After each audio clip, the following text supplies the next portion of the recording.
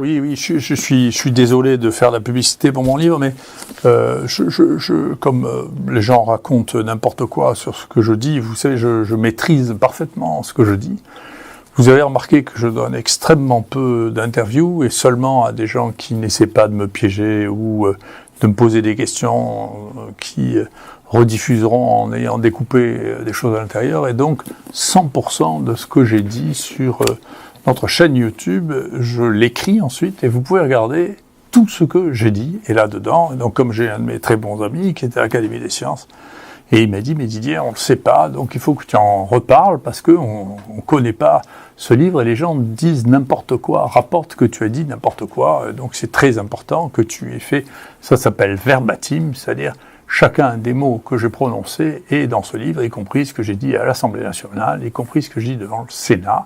Et donc ça, ce sont mes textes intégralement, et bien sûr, ça s'est arrêté en décembre 2020, le suivant, qui couvrira l'année 2021, est en cours d'impression, et vous pourrez lire tout ce que j'ai dit, et ça évitera aux gens de raconter les bêtises, ce qui est devenu une manie dans ce pays. Voilà.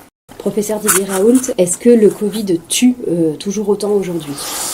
Alors, il faut regarder, alors bien sûr il y a des données sur lesquelles je reviendrai, qui sont des données publiques en France et dans le monde, mais globalement la question qui se pose actuellement, et que je crois être très importante, c'est qui meurt du Covid, et maintenant en France, qu'est-ce qui se passe ? Alors, toutes les données que je vais vous présenter aujourd'hui, aussi surprenantes qu'elles puissent vous paraître, ne sont que des données qui sont tout à fait officielles. C'est pas les miennes, c'est des données officielles. Premièrement, ça c'est l'INSEE, c'est-à-dire c'est ceux qui surveillent la mortalité, et donc vous voyez que, y compris par rapport à 2019, il n'y a jamais eu de surmortalité chez les gens de moins de 50 ans. Zéro. Il y en a eu moins de morts, vous voyez, c'est tout ce qu'on voit, et là ça c'est les derniers mois, c'est-à-dire depuis juin, vous voyez, il y a eu aucune surmortalité, et la mortalité va plutôt en descendant, avec la bonne nouvelle, c'est que même chez les plus de 85 ans, grâce, c'est le point positif de la gestion de cette crise, même il y a une diminution chez les plus de 85 ans qui est due au contrôle des EHPAD. Encore une fois, sur les données qu'on a, qui ont été entièrement analysées, celles de 2020, la moitié des morts étaient en EHPAD.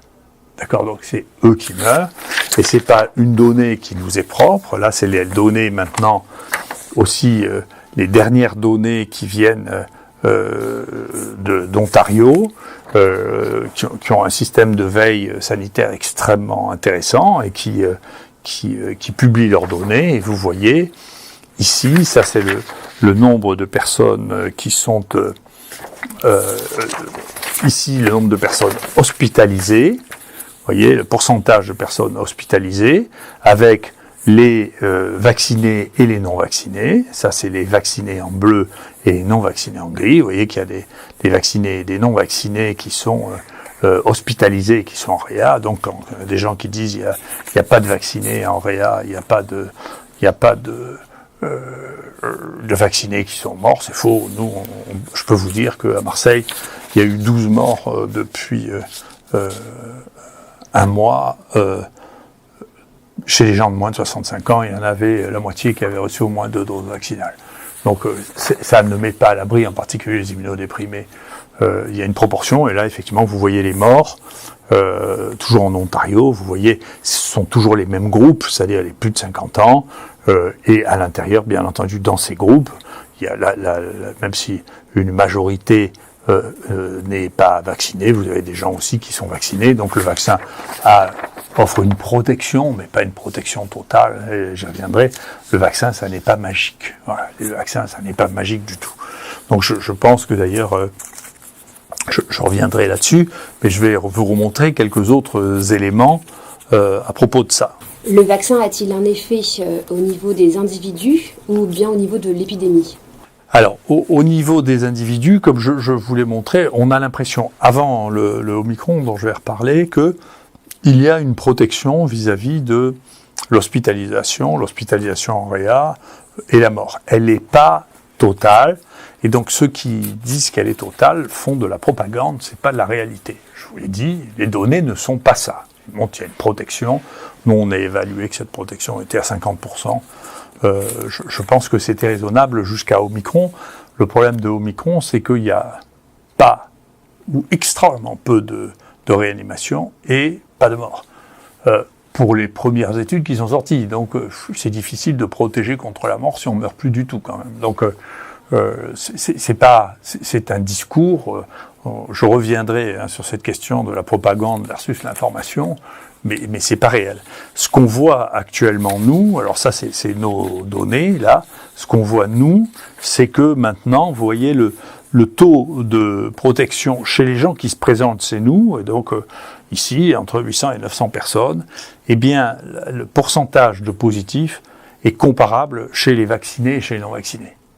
Donc, avec cette épidémie d'Omicron, on ne voit pas, avec le biais que représente, bien sûr, le fait des gens qui viennent se faire prélever ici, enfin, ça fait beaucoup, ça représente une proportion importante, eh bien, on voit qu'il n'y a pas de différence significative pour les gens qui se présentent entre le nombre de positifs, qui est aux alentours de 30%, chez les vaccinés comme chez les non-vaccinés. Donc, pour ce virus-là, et encore une fois, je répète, les virus ne sont pas des objets inertes, hein, c'est des choses qui sont différentes les unes des autres, et donc c'est pas étonnant qu'il y ait des différences entre les uns et les autres. Alors, ce tableau est un tableau un peu compliqué, mais c'est un tableau qui est intéressant parce qu'il montre la proportion des gens vaccinés en fonction du variant. Nous, on analyse tous les variants des gens qui sont ici. On fait ça depuis le début. On était les premiers à faire ça et même à dire qu'il existait des variants.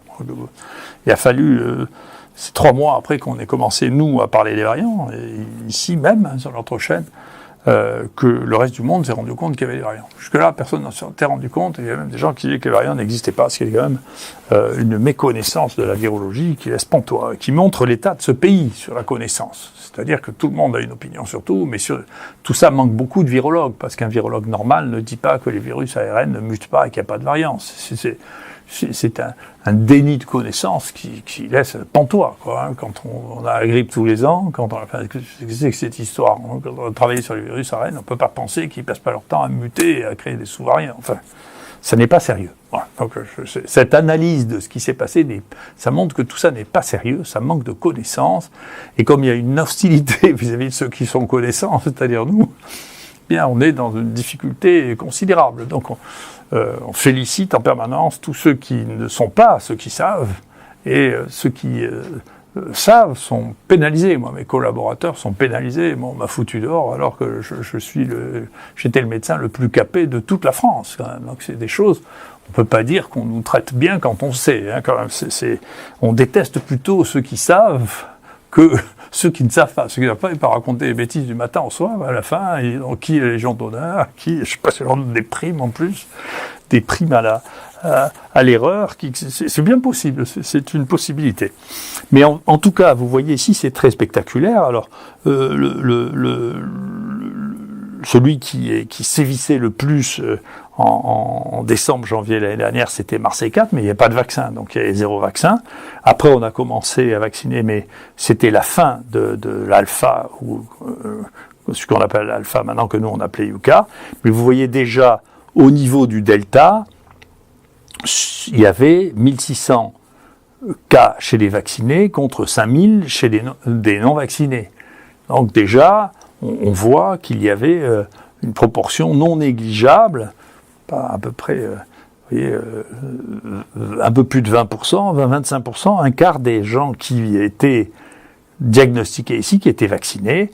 Et là, quand on est au Omicron, on arrive là progressivement à la moitié, plus de la moitié à peu près, ou un peu moins, 40% des gens qui sont positifs ici, qui sont vaccinés. Donc on voit que la protection vis-à-vis de Delta n'était pas exceptionnelle, mais vis-à-vis de Omicron, elle est encore moins bonne. Et les cas sont aussi symptomatiques chez les vaccinés que les non-vaccinés. C'est la même proportion. Les 2/3 des gens qui sont diagnostiqués ici, et qui ont un Omicron vacciné ou pas vacciné sont symptomatiques. Et les charges virales, C'est-à-dire le nombre de virus qu'il porte est aussi important qu'il soit vacciné ou pas vacciné. Donc l'idée que quelqu'un qui est vacciné et positif est moins dangereux que quelqu'un qui n'est pas vacciné et pas positif relève du conte de fées. Voilà. C'est pas vrai. Voilà. Donc ce qui est contagieux, ou bien alors il faut reprendre les maladies infectieuses au départ, les gens qui sont contagieux sont les gens qui sont porteurs d'un virus transmissible. Après, l'État, est-ce que peut-être qu'ils ne devraient pas l'être, mais en tout cas c'est comme ça, ils le sont, d'accord ? C'était pire, on n'a pas ça dans Omicron, mais on avait ça dans le Delta, avec les données qu'on avait, peut-être ça changera sur Omicron. Avec le Delta, c'était pire, c'est-à-dire que les gens qui étaient vaccinés avaient plus de virus, non seulement par la PCR, mais ici, à la différence des autres endroits, on cultive les virus. Voilà, Bernard Scola a la plus grande collection de culture de ce virus au monde. Et donc, il y avait plus de virus chez les gens vaccinés que chez les gens non vaccinés quand ils étaient positifs. Donc, on ne peut pas dire, si vous voulez vraiment éviter la contagion, il faut éviter que les gens soient porteurs de virus. Si c'est pas le vaccin, et de moins en moins, qui vous met à l'abri du portage du virus. Donc, il faut arrêter de fantasmer, si vous voulez, sur le vaccin. Et globalement, je vais vous dire une chose sur laquelle je vais revenir. Il ne faut pas confondre le vaccin comme une partie de la connaissance scientifique et le vaccin comme une religion. Quelle est cette différence entre justement le vaccin religion et le vaccin science ? Mais quand on dit qu'on est pour les vaccins, on est rentré déjà dans la religion. Ça n'a pas de sens. C'est-à-dire, vous ne pouvez pas être pour tous les vaccins, quels qu'ils soient. Par exemple, dans le vaccin pour le Covid, il y en a 5, 6, 7 différents qui ont des activités différentes, des risques différents. On voit bien, d'ailleurs. Il ne fallait pas le dire, et même maintenant, je ne sais pas s'il faut le dire, mais enfin, il y en a qu'on a arrêté parce qu'ils représentaient des dangers chez les jeunes, en particulier AstraZeneca et Janssen, qui faisaient des thromboses des veines cérébrales avec des gens qui devenaient aveugles. Donc, vous ne pouvez pas dire « je suis pour les vaccins ». Je veux dire, attends, il y a certains vaccins qui n'ont pas d'effets secondaires embêtants, et il y en a qui ont des effets secondaires embêtants. Deuxièmement, il y a des vaccins qui n'ont pas d'utilité dans l'endroit où vous êtes. C'est-à-dire qu'il y a des maladies qui sont locales. Pour les maladies qui sont locales, c'est important de se vacciner si vous y allez. Il ne faut pas le faire si vous n'y allez pas. Ça n'a pas de sens. Donc, c'est pas le vaccin qui est bien. La vaccine, le premier vaccin, était un vaccin qui était extrêmement mal toléré, pour lequel il y avait énormément de problèmes. Et donc, il a été arrêté quand il n'y a pas eu de variole, parce qu'il n'y en a plus depuis 1974. Et donc, c'est un vaccin qu'il ne faut pas faire. Il y avait une grande discussion à laquelle j'ai participé au moment de la suspicion de bioterrorisme, où la CIA faisait croire que Saddam Hussein avait ressorti le virus de la variole et qu'il y avait des modélisateurs de John Hopkins, justement, qui avait fait un film qui s'appelle Dark Winter, où il disait qu'il allait y avoir des millions de morts. Les Américains, de la même manière qu'ils ont fait la propagande pour le charbon, ont fait la propagande pour le risque de variole, ils sont allés jusqu'à vacciner à leur propre personnel, et on a découvert une maladie qu'on ne connaissait pas du tout avec la vaccine, qui était les myocardites. Et celui qui a le plus travaillé là-dessus, qui s'appelle Weinstein aux États-Unis, a estimé qu'il y avait 100 jeunes militaires qui étaient morts de la vaccine pour un fantasme, quand même. Donc, il faut faire attention à ce qu'on fait. C'est pas univoque.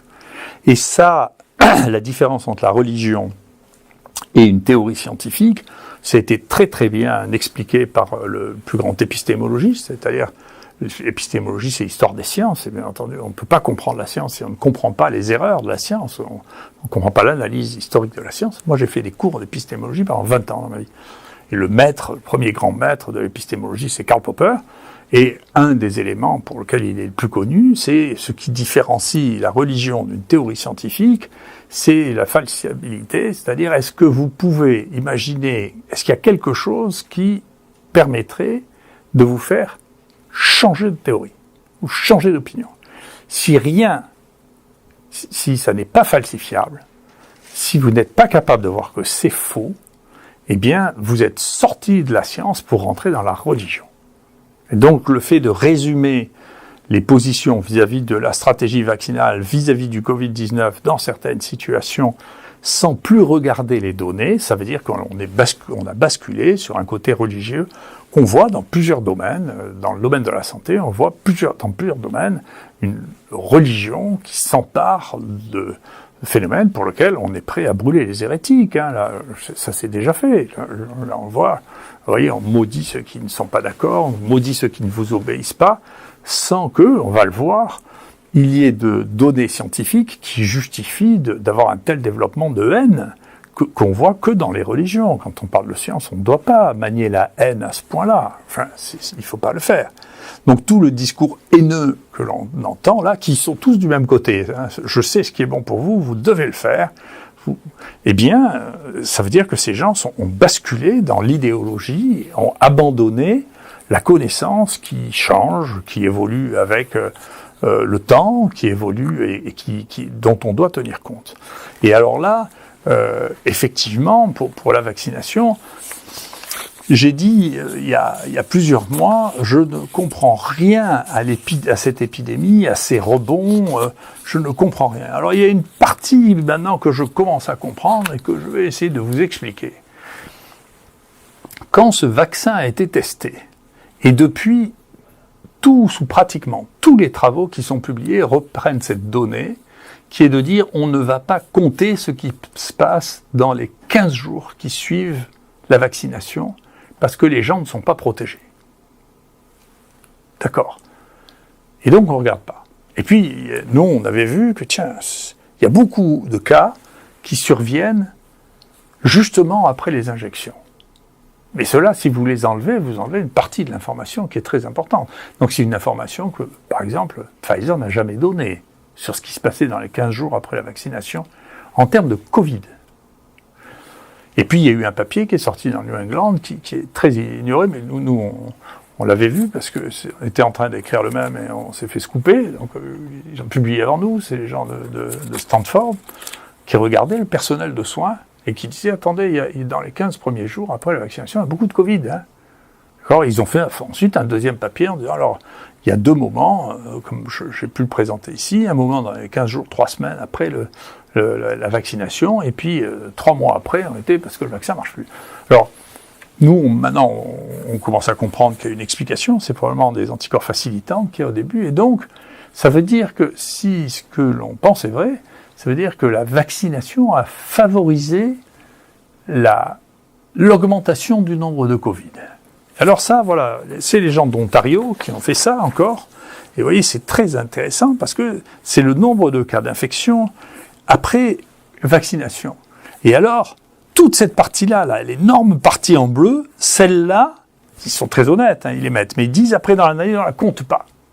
Donc, il y a une augmentation considérable du nombre de cas, on est en train de calculer de combien, juste après l'infection, juste après l'injection, et maintenant, tout le monde le sait. C'est-à-dire tout le monde a dans sa famille quelqu'un qui a fait un Covid, quelques jours, une semaine, 10 jours après une injection.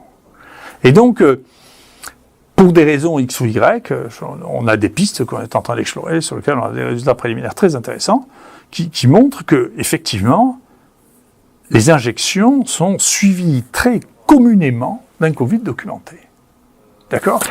Et donc, ça, au niveau épidémique, qu'est-ce que ça veut dire ? Donc, là aussi, je vous dis, je regarde, et tout le monde peut regarder. Là aussi, il suffit de marquer Ontario vaccinate de Covid. Et là, on peut regarder sur Johns Hopkins, c'est très facile. Donc ça, c'est le monde entier. Vous voyez, on en est quasiment à 9,5 milliards de doses injectées. Et ça, c'est le nombre de cas. Il n'y a jamais eu autant de cas dans le monde. Et ça, c'est le nombre de morts. Bon, je ne sais pas s'il y en a moins. Et ça, c'est tout le nombre de vaccinations. Donc, on ne peut pas dire que la vaccination diminue le nombre de cas qu'il y a. C'est pas vrai. Si on ne veut pas voir ça, alors là, on est dans ce que Popper décrit comme étant de la religion. C'est pas vrai. C'est juste qu'on refuse de regarder les choses. Si on regarde précisément, vous regardez. Après, vous pouvez cocher sur chacun des pays et regarder ce qui se passe. Alors là, par exemple, eh bien, c'est l'Australie. L'Australie, c'est bien parce que c'est ceux qui sont les plus acharnés là sur le vaccin. Et s'ils sont les plus acharnés, c'est parce que c'est une réaction paradoxale. Ils y croient tellement, ils ont tellement forcé les gens à se vacciner qu'il n'y avait pas de cas. Hein, vous voyez, ça c'est les cas, il n'y en avait pas. ils ont fait une campagne vaccinale massive, et depuis qu'ils ont fait cette campagne massive, ils ont eu, vous voyez, il faut regarder cette colonne-là, là, c'est les 28 jours. Donc en un mois, ils ont eu 800 000 cas, ce qui représente 80% des cas qu'ils ont depuis le début de l'épidémie. Et ça, c'est ce qui suit leur énorme campagne vaccinale sur laquelle ils ont fait 44 millions d'injections. Donc ça, il faut vous réveiller un peu. Si vous regardez ça et que vous croyez que ça marche, vous avez un problème. Hein. Donc au moins, vous avez le droit d'avoir du doute quand même. Vous n'allez pas dire, écoutez, c'est tous les fous qui se vaccinent pas qui foutent les épidémies. Là. Ou bien alors, c'est pas vrai pour l'Australie, ça. Mais généralement, la science, c'est partageable. Alors vous pouvez regarder, par exemple, la Corée du Sud, vous voyez, c'est pareil, ils étaient assez tranquilles. Ils ont commencé à vacciner, ils ont vacciné massivement, hein, vous voyez, ils ont utilisé 108 millions de doses, vous voyez, et là, ils sont à un point où ils n'ont jamais eu autant de cas, vous voyez. Et là, ça représente à peu près 25% des cas depuis le début de l'épidémie, alors que la Corée était un modèle. Voilà, c'était un modèle, et puis, pouf, ils vaccinent, et d'un coup, ils se retrouvent avec une épidémie absolument considérable. Vous regardez maintenant Singapour, c'est pareil, il n'y avait pas de morts, ils étaient tranquilles, pas de cas, ils étaient tranquilles. Ils font une campagne vaccinale, et avec la campagne vaccinale, ils sont juste à la fin de la campagne vaccinale, là, ils se retrouvent avec une épidémie, un nombre de morts absolument considérable. Regardez le Danemark, moi je citais souvent le Danemark jusque-là, mais moi je n'ai pas peur de changer mon opinion. Jusque-là, je trouvais que le Danemark, c'était les gens qui avaient bien géré l'épidémie, avec relativement peu de morts, hein, les échelles ne sont pas les mêmes, bien sûr, et puis hop, on commence une grande campagne vaccinale, et là, le Danemark se retrouve avec un nombre là, le nombre de cas qu'ils ont eu depuis un mois, ça représente la moitié des cas qu'ils ont eu depuis le début de l'épidémie, juste après les campagnes vaccinales. D'accord ? Là, si vous regardez la France, vous voyez le nombre de doses vaccinales qui ont été faites dans le dernier mois, c'est 15 millions de doses vaccinales, et le nombre de cas, c'est 380 000 cas, c'est-à-dire 25% des cas qu'on a eu depuis le début de l'épidémie. Donc, dire que les stratégies vaccinales dans le monde ont permis d'avoir un contrôle de la maladie, c'est pas vrai. Alors, vous pouvez toujours me dire, oui, mais attendez, c'est peut-être passé la même chose partout. Non, pas du tout. On est en train de faire un travail, c'est dans les pays dans lesquels il y a eu le moins de vaccination, ou le pays dans lequel on a le plus utilisé les vaccins inactivés, dans lequel il y a le moins de cas, mais de manière extrêmement significative. Donc, les vaccins là que l'on a, ARN et ADN, n'ont pas permis du tout le contrôle de la maladie, ont peut-être joué un rôle sur sa sévérité, mais dans une maladie qui ne s'avère pas très très sévère, on se demande ce que ça fait, mais en tout cas, ça ne justifie pas qu'on menace les gens, ni qu'on les insulte, ni qu'on les empêche de vivre, en tout cas. Donc là aussi, l'intelligence, en particulier face à des maladies inconnues, à des vaccins inconnus, parce qu'on n'avait jamais fait ce type de vaccin. Puis les vaccins sur les maladies ARN, en général, vous savez, c'est pas très splendide, hein, vous n'avez qu'à regarder la grippe. Tous les ans, on est obligé de faire un réaménagement, ça protège qu'une partie, le taux de vaccination se situe entre 50 et 70%, en particulier chez les sujets les plus âgés qui sont les plus à risque. Donc on sait bien qu'on a des problèmes avec ça. Et là, les temps d'évaluation plus le fait de négliger complètement, parce qu'on ne savait pas, on savait, le seul point qu'on savait, c'était pour la dengue. On savait que si on vaccinait les gens pour la dengue, maintenant on ne vaccine les gens contre la dengue que les gens qui ont déjà eu la dengue. C'est quelque chose qu'il faudra sûrement évaluer pour le Covid.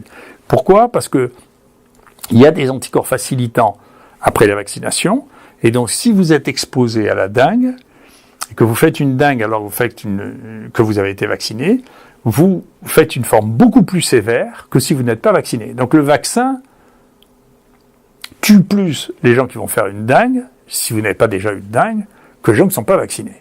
Et donc maintenant, vous pouvez regarder ça sur n'importe quel site, l'OMS, on ne recommande le vaccin chez les enfants que chez ceux qui ont déjà fait une dengue.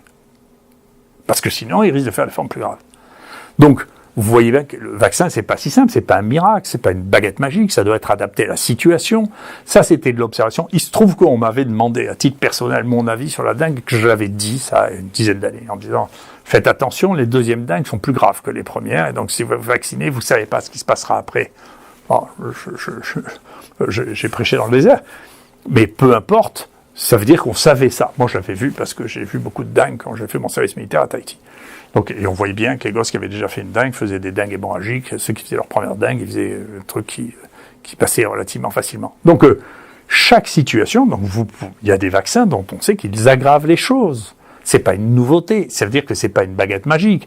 Hier, je me rappelle, c'est une des raisons pour lesquelles je veux plus aller dans les plateaux télé. Il y a un de ces intervieweurs là qui m'expliquait ce que c'était la poliomyélite. Ça fait 2 ans qu'on a plus de poliomyélite vaccinale, c'est-à-dire qu'on induit des poliomyélites qu'il n'y a de poliomyélite naturelle.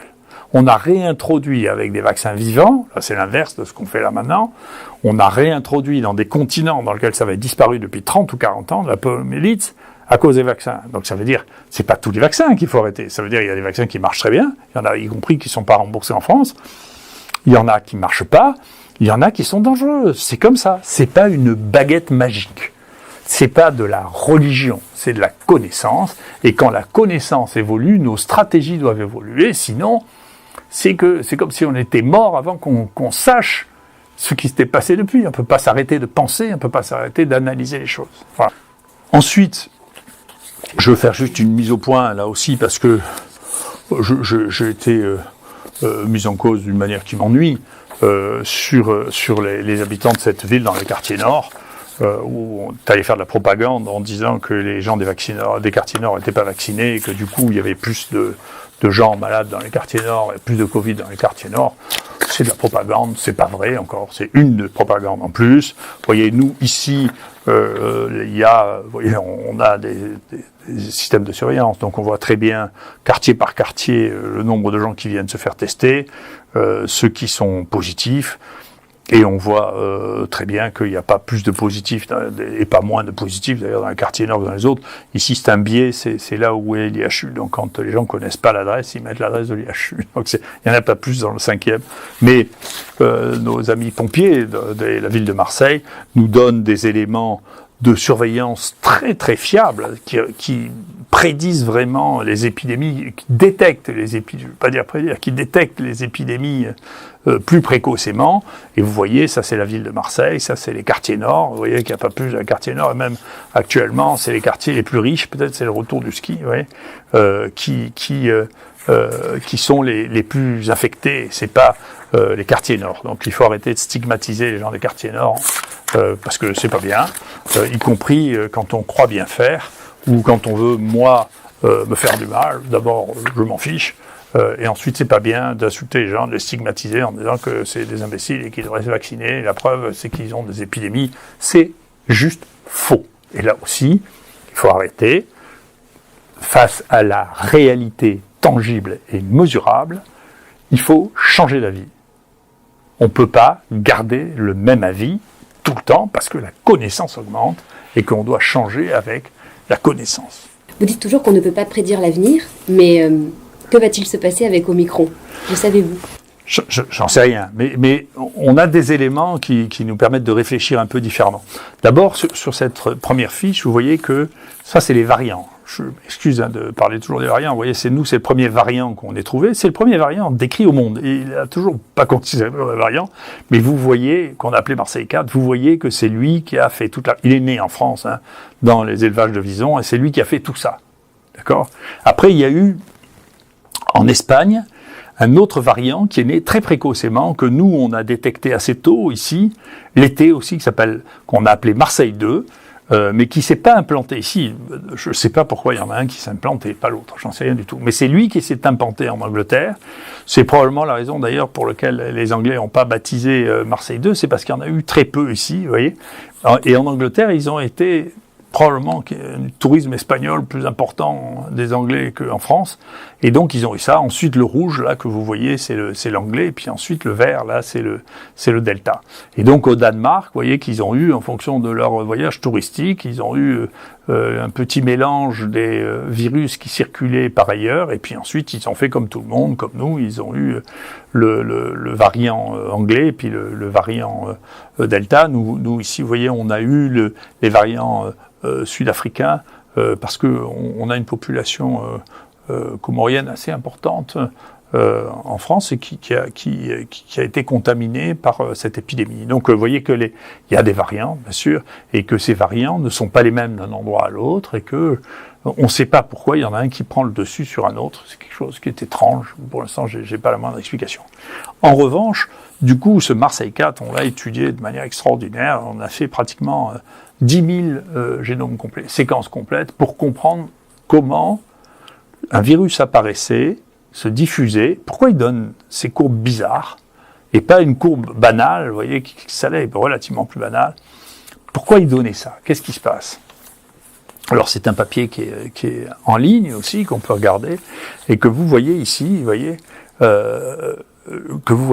qui est le Marseille 4. Vous voyez ce qui se passe?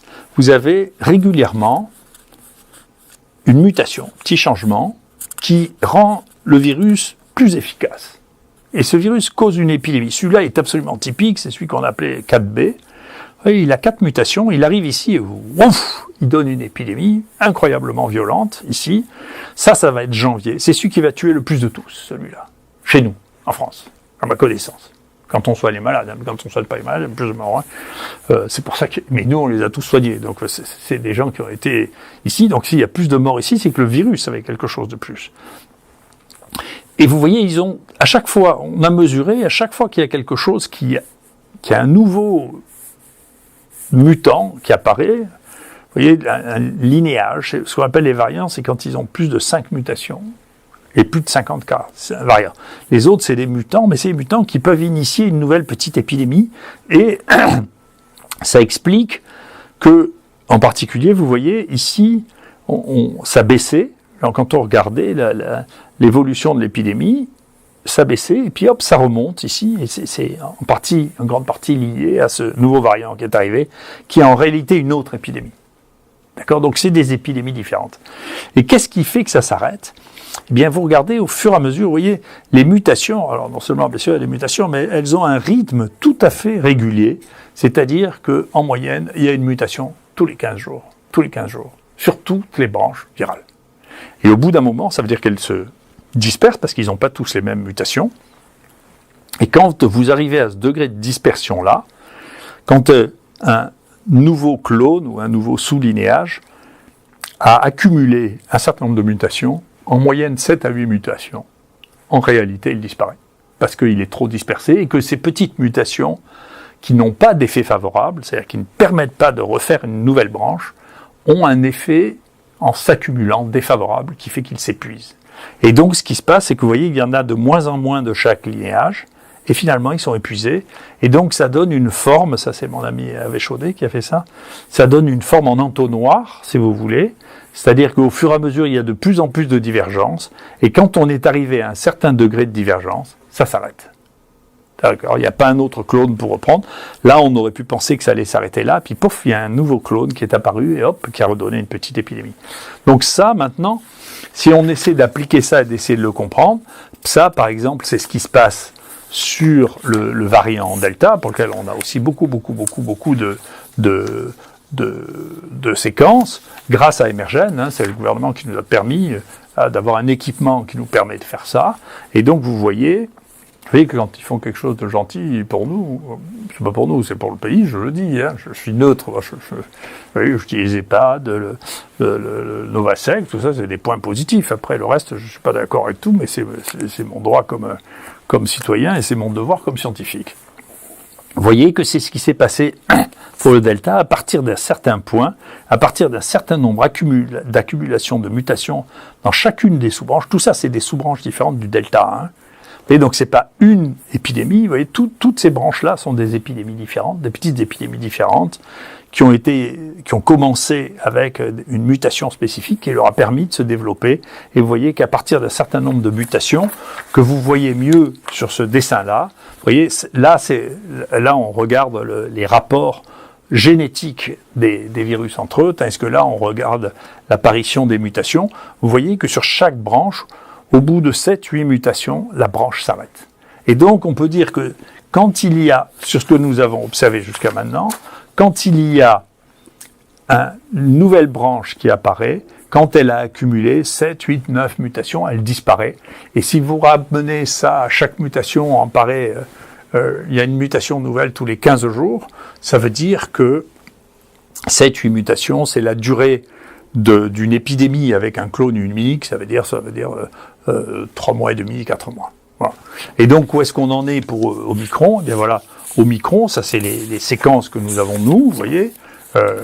Voilà, il y a une divergence déjà très très extraordinaire de ces Omicron. Il y a plein de nouveaux clones qui apparaissent. Et là, vous voyez, si on regarde quel est le nombre de mutations dans chaque clone, vous voyez qu'on n'en est pas à 7 ou 8, donc on en est plutôt à 3-4. D'accord ? Et ça, si ça se passe avec Omicron comme avec les autres, c'est-à-dire qu'il y en a encore pour 3 mois, 2 à 3 mois. Enfin, 2 mois. Voilà. Si ça se passe comme les autres. Donc si le profil que nous avons défini pour le Marseille 4, avec plus de 10 000 séquences, on a des capacités d'analyse de séquences qui n'existaient pas avant, et donc on peut prendre un clone et le surveiller. Et pour 4, on a la chance parce que, comme il est né en France et que la première séquence c'est nous, et qu'il est mort en France, on a eu toute son histoire. Donc on peut raconter toute son histoire. Alors, est-ce que toutes les histoires de Covid vont être les mêmes ? J'en sais rien du tout. Mais en tout cas, pour celui-là, on peut raconter toute son histoire. Et donc on a raconté toute son histoire. Et à partir de ça, on déduit que les autres histoires risquent d'être les mêmes. En tout cas, c'est ce que l'on pense, c'est qu'il y a un cycle et que c'est des virus qui ont une dynamique cyclique. Voilà. Est-ce que ces cycles vont être corrélés avec la saison ? J'en sais rien du tout. On avait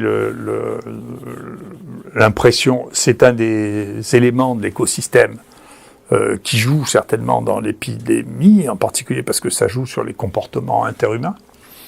Je ne sais pas si les interventions humaines jouent sur la durée de la maladie, parce que si ce que je dis est vrai, de toute manière, la fin de l'histoire du virus, c'est quand il a eu suffisamment de temps pour accumuler suffisamment de mutations, et que ces mutations, elles arrivent tous les 15 jours. Que donc, peut-être que le nombre peut changer en fonction des mesures que l'on prend, mais la durée de l'épidémie, elle est probablement simplement liée au nombre de mutations que le virus est accumulé, donc est capable d'accumuler donc du temps. Et donc c'est probablement la raison pour laquelle les épidémies, y compris les épidémies bactériennes, les épidémies virales, à un moment s'arrêtent. Donc on sait bien que dans les épidémies anciennes, la variole, c'était pas permanent, la variole, il y avait des poussées épidémiques, et puis ça disparaissait, et puis les poussées épidémiques. Alors on peut pas les analyser dans le détail, le truc de variole ancienne, parce qu'en France, on n'a pas le droit de séquencer le virus de la variole ancienne. Pas le droit de séquencer. Un de nos collègues qui avait fait ça à Toulouse à cause des lois sur le bioterrorisme sorties du fantasme de la variole, interdisent de séquencer plus de 500 bases sur des virus anciens, alors qu'il y a 70 génomes entiers qui ont été publiés. C'est une réglementation. Donc, ça ne nécessite pas d'être confronté à la connaissance non plus. C'est juste le malheureux qui a fait ça a été convoqué, menacé de prison. Donc, c'est les Allemands qui ont fait le génome. Peu importe, on vit dans un monde dans lequel on peut utiliser les données des autres, mais nous, on n'a pas le droit de le faire. Voilà. Mais sinon, ça serait extrêmement intéressant d'essayer de retrouver des anciens foyers de variole pour séquencer, pour voir si effectivement, maintenant on sait que c'est vrai pour la peste, à chaque fois c'était des variants différents, et pas du tout, il y avait une grande théorie, mais qui était une théorie de l'époque, de la fin des années 50, il y a eu 3 grandes pandémies avec 3 microbes différents. C'est pas comme ça du tout, c'était des variants à chaque fois, et donc, parce que maintenant on a une quantité de séquences de génome de la peste qui nous permettent de comprendre ça, qu'on n'aurait pas compris sans ça. Donc c'est la connaissance qui doit nous obliger à changer d'hypothèse, et si on n'est pas capable de changer d'hypothèse, c'est qu'on a basculé dans la religion. Voilà. Merci.